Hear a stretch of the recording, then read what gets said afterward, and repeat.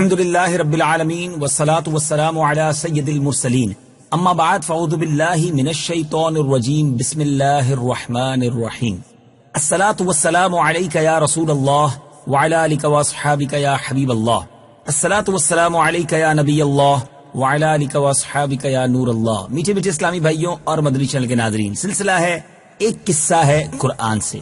قرآن ہے میرا رہنما، قرآن شفا ہے، نور ہے قرآن، جلا دل کی میرا قرآن، رضا رب کی میرا قرآن، قرآن قرآن۔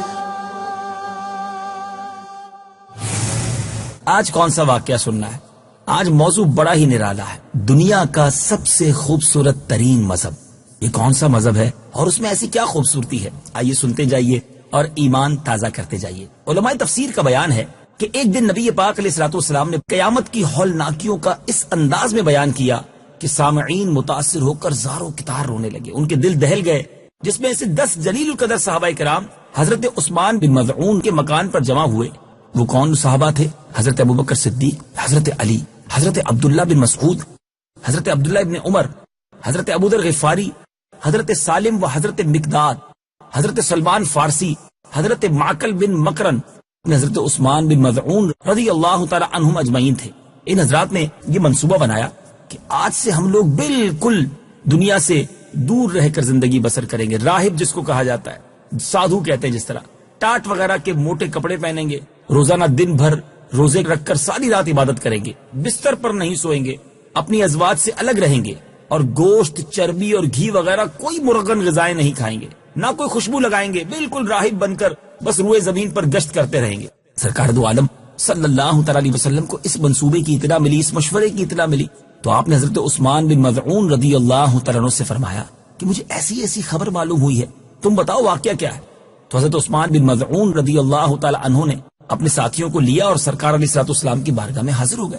عرض کی حضور کو جو اطلاع ملی ہے وہ بالکل صحیح ہے، ہم یہ مشورہ بجز نیکی اور خیر طلب کرنے کے سوا ہمارا کوئی اور مقصد نہیں تھا اس مشورے کا۔ یہ سن کر نبی پاک علیہ الصلوۃ والسلام کے جمال نبوت پر قدر جلال کا ظہور ہوا۔ آپ نے فرمایا کہ میں جو دین لے کر آیا ہوں اس میں ان باتوں کا حکم نہیں ہے، سنو، تمہارے اوپر تمہاری جانوں کا بھی حق ہے، لہذا کچھ دن روزہ رکھو، کچھ دنوں میں کھاؤ پیو، رات کے کچھ حصے میں جاگ کر عبادت کرو اور کچھ حصے میں آرام کرو۔ سبحان اللہ۔ میرے آقا علیہ الصلوۃ والسلام آگے ارشاد فرماتے ہیں، دیکھو میں اللہ کا رسول ہو کر بھی روزہ رکھتا ہوں اور کبھی روزہ نہیں بھی رکھتا، اور گوشت، چربی، گھی بھی کھاتا ہوں، اچھے کپڑے بھی پہنتا ہوں، اور اپنی ازواج سے بھی تعلق رکھتا ہوں، اور خوشبو بھی استعمال کرتا ہوں، یہ میری سنت ہے، اور جو مسلمان میری سنت سے منہ موڑے گا وہ میرے طریقے پر اور میرے فرما برداروں میں سے نہیں ہے۔ اس کے بعد صحابہ کرام کا میرے آقا نے ایک مجمع جمع کیا اور نہایت ہی مؤثر بیان فرمایا، جس میں آپ نے برملا ارشاد فرما دیا کہ سن لو، میں تمہیں اس بات کا حکم نہیں دیتا کہ تم لوگ راہب بن کر راہبانہ زندگی بسر کرو، اور میرے دین میں گوشت وغیرہ لذیذ غذاؤں اور عورتوں کو چھوڑ کر تمام دنیاوی کاموں سے قطع تعلق کر کے کسی طرح پہاڑ کی کھو میں بیٹھ جاؤ یا زمین پر فقط گشت کرتے رہو، نہیں، ہرگز نہیں۔ ایک جگہ میرے آقا نے تبلیغ دین فرمایا، ایک جگہ جہاد فرمایا، اس لیے تم لوگ بجائے زمین میں گھومتے پھرتے رہنے کے نماز، روزہ، حج، زکوٰۃ کی پابندی کرو، جہاد کرو اور خدا کی عبادت کرتے رہو، اور اپنی جانوں کو سختی میں نہ ڈالو، کیونکہ تم لوگوں سے پہلے اگلی امتوں میں جن لوگوں نے راہب بن کر اپنی جانوں کو سختی میں ڈالا تو اللہ تعالیٰ نے بھی ان لوگوں پر سخت سخت احکام نازل فرما کر انہیں سختی میں مبتلا فرما دیا، جن احکام کو وہ لوگ نبھا نہ سکے۔ بالآخر نتیجہ یہ ہوا کہ اللہ تعالیٰ کے احکام سے منہ موڑ کر وہ لوگ ہلاک ہو گئے۔ میرے آقا علیہ الصلوۃ والسلام کے پر اثر بیان کے بعد سورہ مائدہ کی خوبصورت آیتیں نازل ہوئیں۔ آئیے سنیے رب عز و جل قرآن میں کیا ارشاد فرماتا ہے۔ يا أيها الذين آمنوا لا تحرموا طيبات ما أحل الله لكم ولا تعتدوا إن الله لا يحب المعتدين وَكُلُوا مِمَّا رَزَقَكُمُ اللَّهُ حَلَالًا طَيِّبًا وَاتَّقُوا اللَّهَ الَّذِي أَنْتُمْ بِهِ مُؤْمِنُونَ۔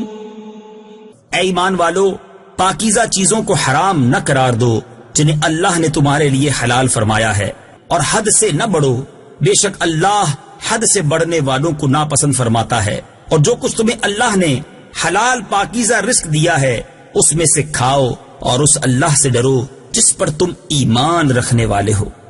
اے میرے میٹھے اسلامی بھائیوں، ان مبارک آیتوں سے درس کیا ملتا ہے کہ اسلام راہب بن کر زندگی گزارنے کو پسند نہیں کرتا، اس کی اجازت نہیں۔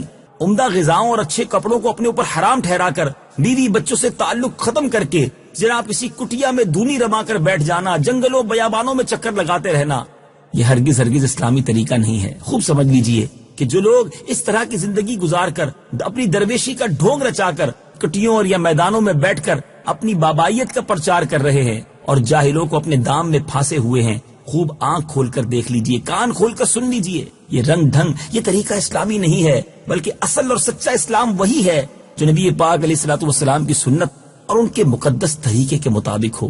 لہذا جو شخص سنتوں کا دامن تھام کر زندگی بسر کر رہا ہو، در حقیقت اس کی زندگی اسلامی زندگی ہے۔ ہمیں یہ سمجھ لینا چاہیے کہ نبوت کی سنتوں کو چھوڑ کر زندگی کا جو بھی طریقہ اختیار کیا جائے وہ در حقیقت نہ اسلامی زندگی ہے، نہ صوفیہ کی درویشانہ زندگی ہے۔ اے میرے میٹھے اسلامی بھائیوں، ہمیں ایسے لوگوں سے بھی بچنا ہے جو اسلام کا نام لے کر اور عجیب و غریب جناب زندگی کے طریقے بتا کر لوگوں کو سنتوں سے دور کرتے ہیں۔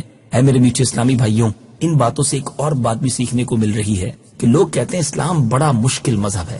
نبی پاک کی حدیثیں ہمیں بتا رہی ہیں کہ دنیا میں سب سے آسان مذہب، سب سے خوبصورت مذہب ہمارا اسلام، ہمارا دین، ہمارا مذہب اسلام ہے۔ اللہ اکبر۔ موسٹ فلیکسیبل ریلیجن، دنیا میں کسی مذہب میں اتنی رعایتیں نہیں ہیں جو ہمارے مذہب میں موجود ہیں، اور کیوں نہ ہو، یہ دین فطرت ہے، یہ رب عز و جل کا پیارا دین ہے، نبی پاک اپنی امت کے لیے لے کر آئے ہیں، اور کمال کی باتیں ہیں، کتنی آسانیاں ہیں اسلام میں۔ دیکھیں نا، لوگ کہتے ہیں اسلام میں سختی ہے، ارے اگر آپ مسافر ہیں تو نماز قصر کر دی جاتی ہے، اگر مسافر ہیں تو روزے چھوڑ سکتے ہیں، بیمار ہیں کھڑے ہو کر نماز نہیں پڑھ سکتے۔ اسلام میں رعایت ہے، بیٹھ کے پڑھ لیجئے، بیٹھ کے نہیں پڑھ سکتے لیٹ کر پڑھ لیجئے، لیٹ کر نہیں پڑھ سکتے آپ اشارے سے پڑھ لیجئے، آپ سفر میں ہیں یا کسی ایسی جگہ ہے جہاں پانی نہیں ہے، وضو کے لیے پانی نہیں، آپ تیمم کر لیجئے۔ آپ ذرا غور کریں نا، کہیں چوٹ لگی ہے، پٹی بندی ہے، آپ اس پر مسح کر لیجئے۔ ہر مشکل کا اسلام جو ہے علاج بھی دیتا ہے، رعایت بھی دیتا ہے۔ اللہ کریم مجھے بھی اور آپ کو بھی سنتوں کا پیکر بنا دے، نبی پاک کے طریقے پر زندگی گزارنا نصیب فرمائے۔ مدنی چینل دیکھتے رہیے، ایک اور قصہ قرآن کا لے کر اگلے سلسلے میں حاضر ہوں گے۔ صلو علی الحبیب صلی اللہ تعالی علی محمد صلی اللہ علیہ وسلم۔